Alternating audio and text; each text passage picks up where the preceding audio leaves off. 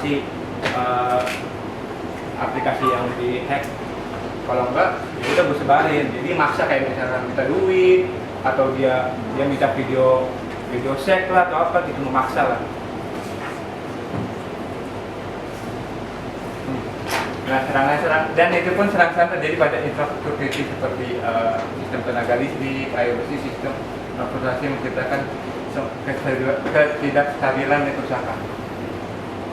Penipuan online, penipuan melalui penawaran investasi palsu, produk palsu, penjualan online yang tidak pernah dikirim setelah pembayaran, mengeksploitasi keamanan jaringan sistem.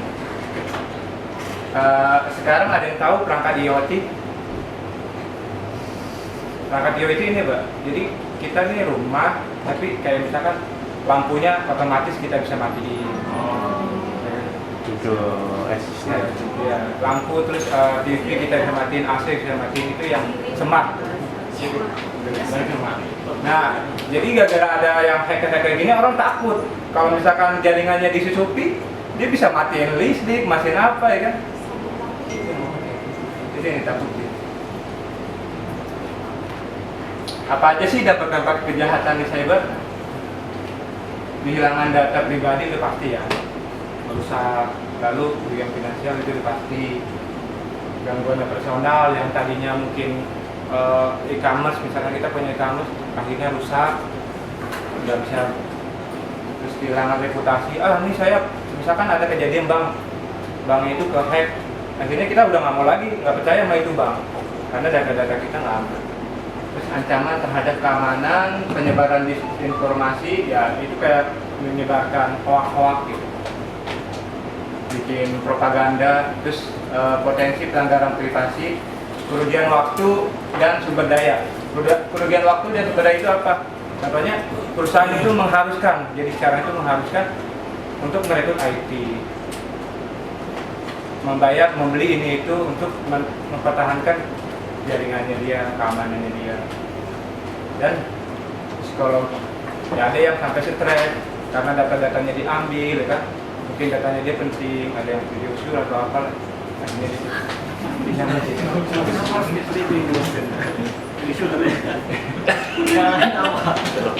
Nah ini ya, saya mau sebagai ini aja ya, apa nih story aja sih, serangan cyber yang pernah terjadi di Indonesia.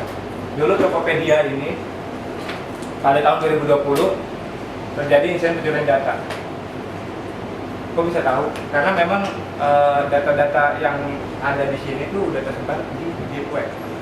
Kalau memang kita bisa akses, kalau kita mau akses deep web, itu kita bisa tahu data-data kita, data-data Pak Halim itu udah tersebar. Lu tahu nggak? Bisa nggak? Lu bisa akses nggak? Gua nggak mau akses. Oh iya. Ya, jadi tahun 2020 akhirnya ketahuan password, username semuanya. Sampai kan ada yang tiba-tiba nih dia nggak beli belanja apa-apa, uangnya habis karena ini.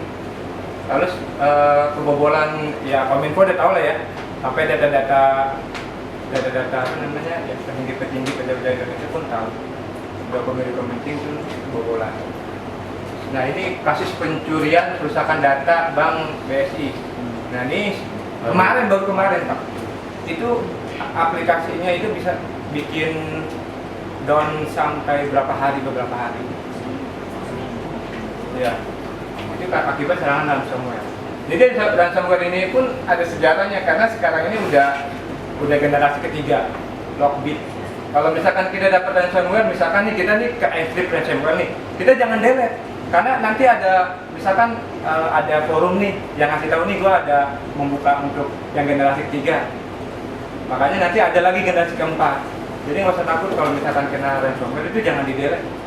Tunggu ada updatean dari yang buat kuncinya untuk membuka data. Terus kasus phishing yang tadi di film Pak APK, yang sekarang ini kan banyak tuh yang Pak Devi serang nih, jangan dibuka gitu.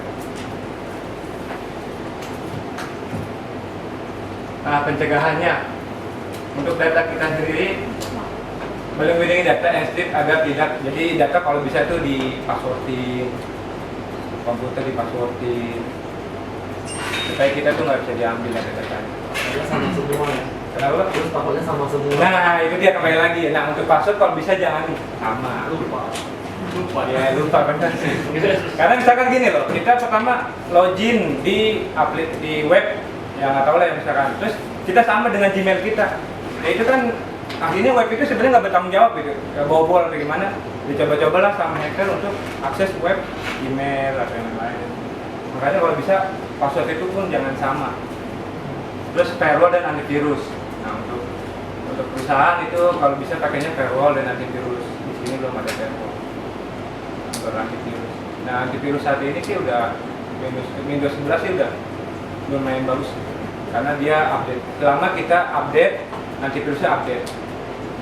Lalu pembaruan sistem perangkat lunak. Nah, di sini bagi yang punya HP udah ketinggalan zaman, udah nggak di-update OS-nya, kalau bisa tuh ganti. Yang ditakutin kayak misalkan gini loh, misalkan ditakutin kayak APK nih. Misalkan kejadian teman saya di APK itu menggunakan HP lama, Pak. Mungkin dia karena bos kali ya, dia malu ganti HP, sama dia diinstal. Kalau sekarang apabila kita install itu pasti ada sama dia ditahan, ditolak, kecuali kita masuk ke sistem, kita izinkan semuanya. Kalau dulu belum terbaru, pasti kita klik langsung diinstal otomatis. Itu yang ditakuti. Sama misalkan iOS nih, HP iPhone kan, yang kami pakai iPhone gitu kan. Kalau bisa diupdate, kalau misalkan udah masih menggunakan iOS lama nggak bisa update, ganti. Promosi tuh bagian Iya juga kan. Ini keamanan jaringan diatur dengan baik. Jaringan udah pasti ini harusnya Mas Pian ya yang atur jaringan. Lalu untuk gimana aku mau deh?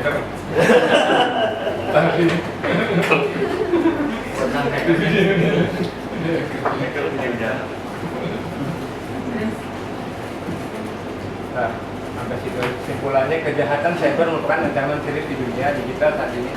Dengan memahami jenis-jenis serangan, contoh kasus yang digunakan oleh benda cyber dan upaya penjagaan yang perlu diambil, kita dapat memitigasi resiko menjaga keamanan data, informasi dunia maya, kesadaran dan pendidikan merupakan kunci dalam melawan ancaman cyber.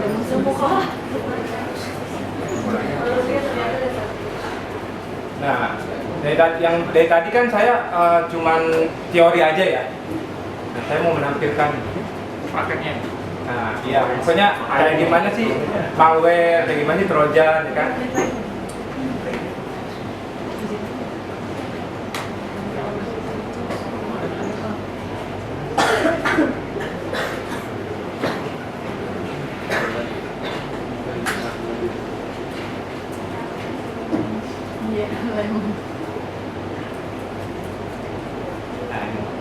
Jadi ini saya dapat software. Mana? Enggak ya? Masih. Ini software yang ada Apa itu? Share di Zoom juga ya, ada soalnya. Bisa juga ada. Di share di Zoom. Mana yang? Nah, dan Itu. Saya nih. kalau di share di Zoom ya.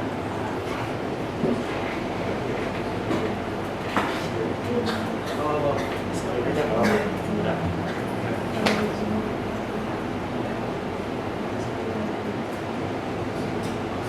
Ini saya dapat dari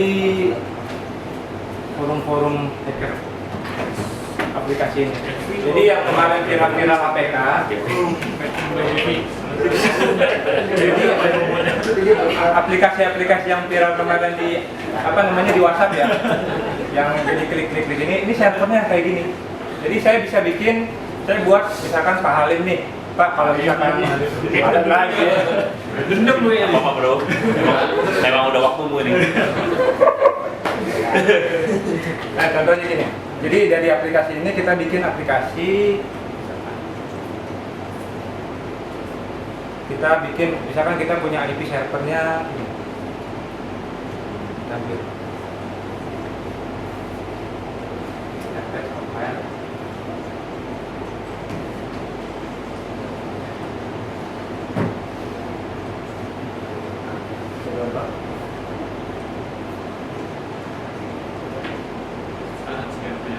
Di sini kita bikin rename Pak.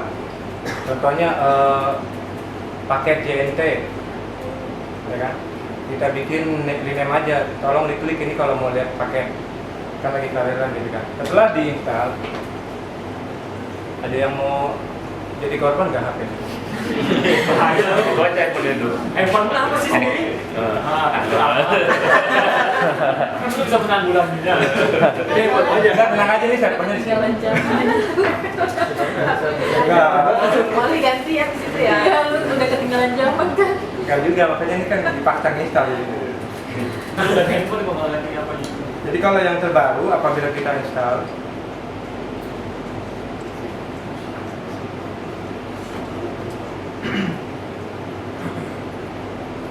itu ada tadi tuh ini kan udah saya install, ada peringatan kalau yang terbaru, kalau misalkan iOS terbaru update ya, kalau dulu enggak. Jadi kita abaikan aja supaya kita jalan aplikasinya. Belum makanya gitu.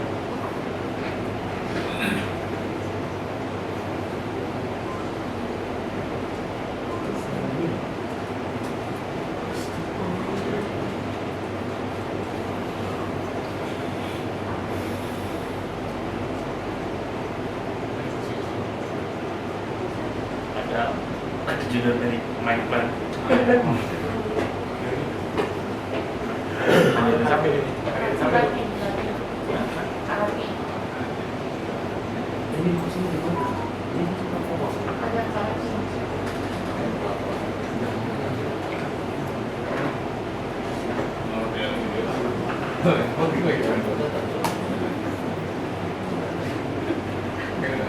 Nah, kalau misalkan dia sudah kita dapat, di sini kita bisa dapat info GPS-nya ada di mana.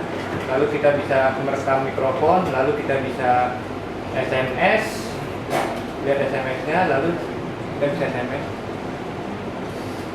Di sini kita bisa dapat juga Wi-Fi manager-nya.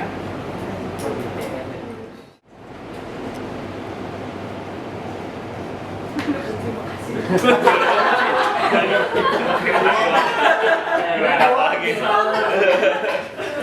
Terima kasih dong. Ada pertanyaan?